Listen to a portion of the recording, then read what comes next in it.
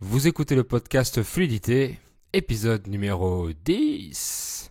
Aujourd'hui, on reste dans la culture francophone et on va parler du symbole de la France, j'ai nommé la baguette. Alors, restez à l'écoute. Salut, moi c'est Fabien Saucé, je suis français, polyglotte et j'ai appris plusieurs langues tout seul. Donc j'ai mis mon expérience et ma passion au service des autres en devenant professeur de français et en créant une méthode unique d'apprentissage. Et vous écoutez le podcast qui vous donne toutes les astuces nécessaires pour parler français couramment. Bienvenue dans le podcast Fluidité. Bonjour et bienvenue dans ce 10e épisode du podcast Fluidité. Déjà 10 épisodes. C'est pas mal, je suis assez content. Ça vous plaît, donc je vais continuer. Et ça me plaît aussi, donc tout va bien. Bon, je pense que l'une des premières images que vous avez quand vous pensez à un français ou à la langue française, c'est le fameux pain qu'on mange tant en France. On parlera plus tard du croissant et de la chocolatine, mais aujourd'hui on s'attaque au plus célèbre des aliments français typiques, la baguette. L'image qu'on a du français cliché, c'est un homme avec un béret, une marinière et une baguette sous le bras et une bouteille de vin dans la main. Une marinière, c'est le t-shirt en coton à rayures horizontales bleues et blanches. Donc la baguette, c'est un objet culte français. Mais pourquoi ? Quelle est son histoire ? Je vais répondre à ces questions aujourd'hui et je vais vous donner quelques chiffres intéressants. L'origine de la baguette est encore disputée par les historiens. Il y a plusieurs hypothèses possibles en circulation, mais on considère que la baguette a fait son apparition au XIXe siècle, donc entre les années 1800 et 1900. La première théorie est celle qu'un homme politique autrichien, August Zang, j'ai fait un peu d'allemand, donc je prononce à l'allemande, August Zang, aurait fondé une boulangerie spécialisée dans les pains viennois à Paris en 1839. À l'origine donc des viennoiseries. L'Autrichien se serait inspiré de la forme ovale des pains produits dans son pays natal, en Autriche, et il aurait contourné les taxes en produisant des viennoiseries, le mot venant de Vienne, la capitale d'Autriche. Les viennoiseries, ce sont donc les croissants, les chocolatines, ou les pains au chocolat, mais c'est un autre débat qu'on verra plus tard, les chouquettes, les pains au raisin, ou les chaussons aux pommes. Elles contiennent souvent des œufs, du beurre ou de la crème, contrairement à la baguette. On va le voir juste après. Et des années plus tard, suite à un décret interdisant aux boulangers de travailler avant 4 heures du matin, des boulangers parisiens se sont souvenus de la recette de Zang et s'en sont inspirés pour créer la baguette, dont le temps de levage et de cuisson était moindre comparé aux boules de pain classiques. Donc ça, c'est la première hypothèse.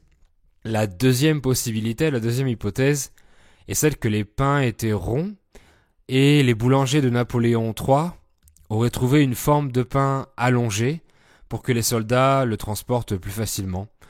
C'est la seconde possibilité. Et enfin, la troisième possibilité se trouve dans la construction du métro à Paris.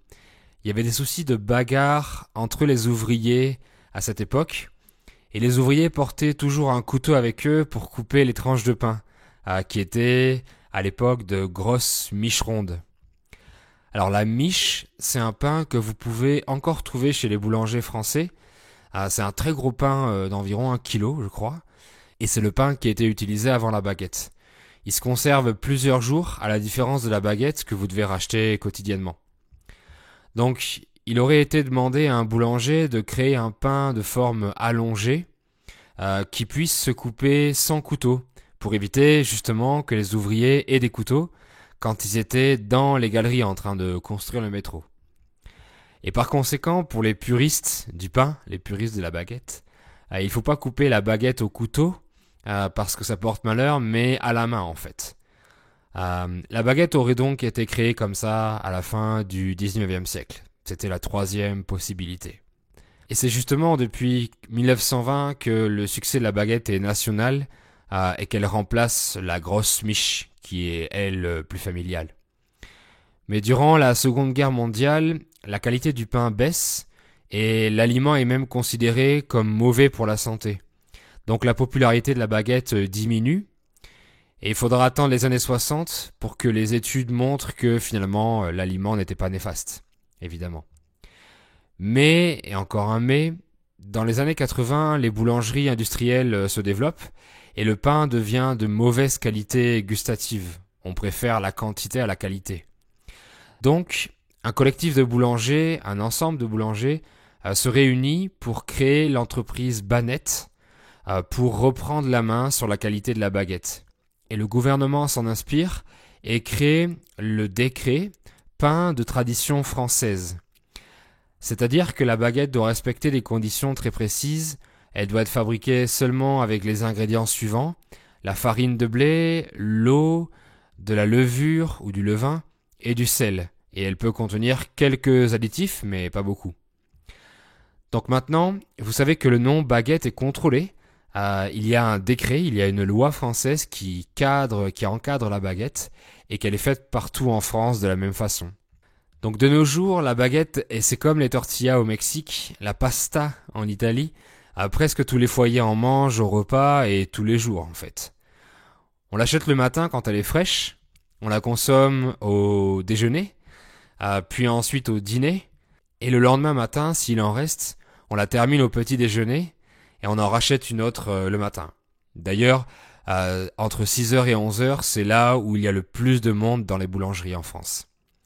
Et quoi de mieux que se réveiller avec le pain de la veille, encore bon, et l'utiliser pour le petit déjeuner. C'est un régal. Et si on sait que notre boulanger sera fermé le dimanche, on peut par exemple acheter 2 baguettes le samedi pour être sûr d'en avoir une le jour suivant. On l'utilise aussi pour saucer. Oui, c'est mon nom de famille. Mais ça s'écrit pas pareil. On l'utilise pour saucer, S-A-U-C-E-R. Vous reconnaissez le mot sauce, salsa en anglais. C'est-à-dire qu'on utilise un bout de pain pour essuyer la sauce, la crème ou n'importe quel reste de nourriture qu'on a dans l'assiette. Et on mange ça en fait, c'est délicieux. Je le fais ici au Mexique avec les tortillas. Et c'est vrai qu'on le fait beaucoup en France, c'est très très très utilisé. On peut aussi s'en servir pour pousser les aliments sur la fourchette au lieu d'utiliser le couteau. C'est-à-dire qu'on a juste la fourchette dans la main et un bout de pain dans l'autre et on pousse avec le pain. C'est ce que font généralement les personnes un peu plus âgées. Bref, c'est devenu un ingrédient essentiel d'un repas en France et vous verrez rarement un repas familial sans cet accessoire, sans la baguette. Elle fait partie intégrante de notre quotidien. Et quelques chiffres pour terminer. Les Français consomment en moyenne 320 baguettes par seconde. Donc ça fait un total de 10 milliards par an. C'est énorme. Il y a environ 29 000 boulangeries en France. Donc où que vous alliez, dans n'importe quel village, vous allez trouver une boulangerie. Même le plus petit village, il y aura peut-être une seule boulangerie, mais vous allez trouver une boulangerie. C'est obligatoire. Un Français mange environ 120 grammes par jour de pain, soit une demi-baguette, parce que la baguette standard est large d'environ 4 à 6 cm, haute d'environ 3 à 5 et longue d'environ 65 cm. Donc en tout, ça fait environ 250 grammes. C'est très précis, c'est mesuré. La baguette classique coûte environ 90 centimes, mais ça dépend aussi de la région. Et la baguette tradition coûte environ 1 euro.